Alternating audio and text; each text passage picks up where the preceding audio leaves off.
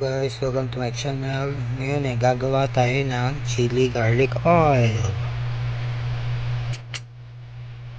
Ang kailangan natin ay asin, seasoning, bawang, sili, bagong alamang, at mantika. Ang una nating lulutuin ay lagyan muna tayo ng mantika sa kawali.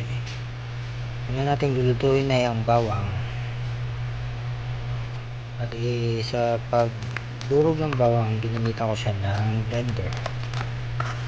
Ayan, para madurog mo talaga siya. Habang na-blend, lagyan mo siya ng mantika. Since lulutuin, rin naman siya sa mantika, so walang problema yun. Haluin mo ng haluin hanggang sa light brown, or maamoy mo na mabango na yung bawang.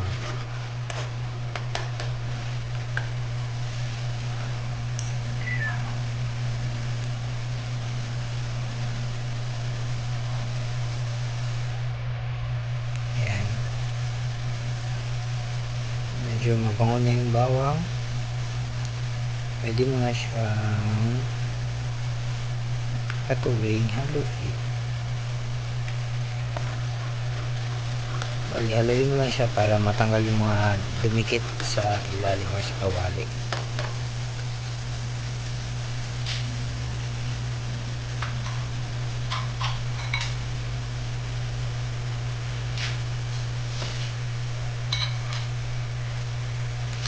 After mo siyang mahalo, ayan, right brown siya, lalagyan na natin siya ng alamang. 1 kutsara at kalahati ang inilagay ko. Bali yung alamang na ginamit ko, luto na siya. Lutong alamang para mabango. Pero kung may fresh kayo, yung fresh talaga na alamang, yung hindi siya bagoong, masarap yun. Okay. Since wala ako noon, ito na lang.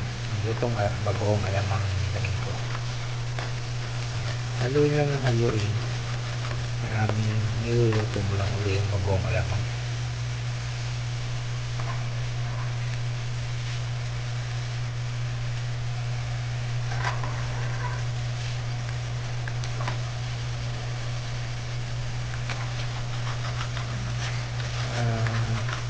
Kailangan matanggal yung mga nanikip, kasi yung mga nanikip nasusunog pag hindi matanggal. After nya, lalagyan na natin ang sili. Yung sili, bali para hindi kayo mahirapan sa pagdulo, i-blender nyo siya. Sa pag-blend ng sili, sa pag-gamit ng blender, pwede nyo siya lagyan ng mantika. Then isunod natin yung asin, 1 kutsarang asin.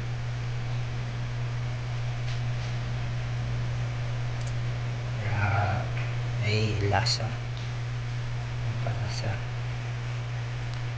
Yan, next naman natin yun ay ang seasoning. 1 maliit lang na pack, pwede na. Magic sarap yung ginamit ko. Pwede kahit anong klaseng seasoning.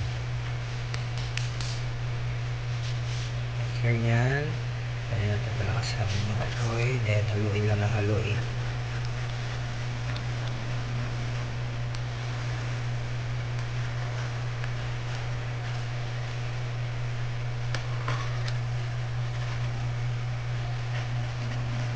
Halo lang ng halo.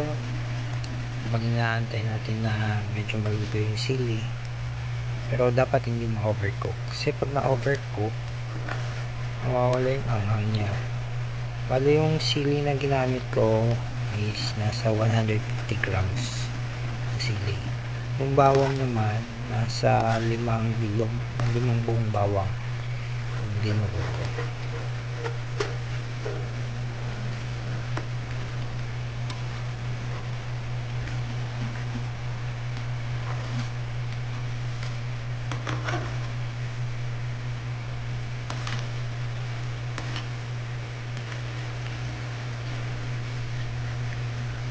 Haluin lang ng haluin hanggang sa maamoy mo na mabango na yung niluluto mo. Actually guys, mabango siya ganyan sa bawang. Pero maamoy mo rin yung mabango siya.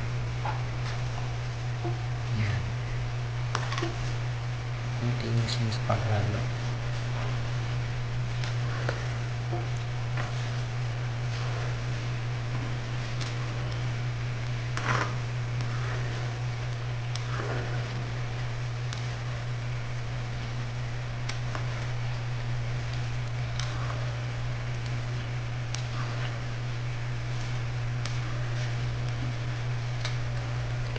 Bali, ang ginamit ko nga parang mantika yung ordinaryong oil lang. Pero kung gusto nyo namang healthy, pwede kayong gumamit ng olive oil, pero medyo mahal nga lang.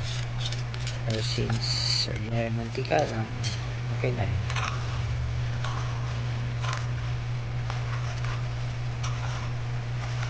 Or para sa mga health conscious, suggest ko olive oil gamitin nyo. Kung meron kayong food processor, pwede nyo lutuin muna yung bawang, then yung alamang, then yung sili. Pagkatapos ilagay nyo siya sa food processor. Pero kung wala kayong food processor, mas maganda blender nyo siya. Pero dapat before nyo siya lutuin, durog nyo siya para hindi masira yung blender nyo.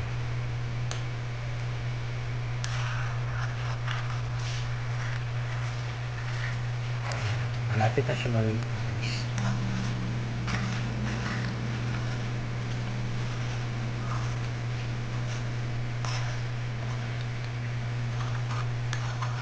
Tanggalin lang natin yung mga nanikit sa pabalik para nasa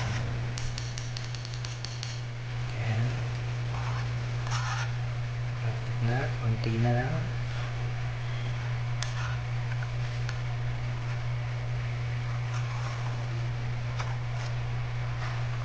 Maganda to pang lagay sa siomai o kaya pag maggigisa ka ng kanin, sinangag, yan, sarap din para spicy yung rice.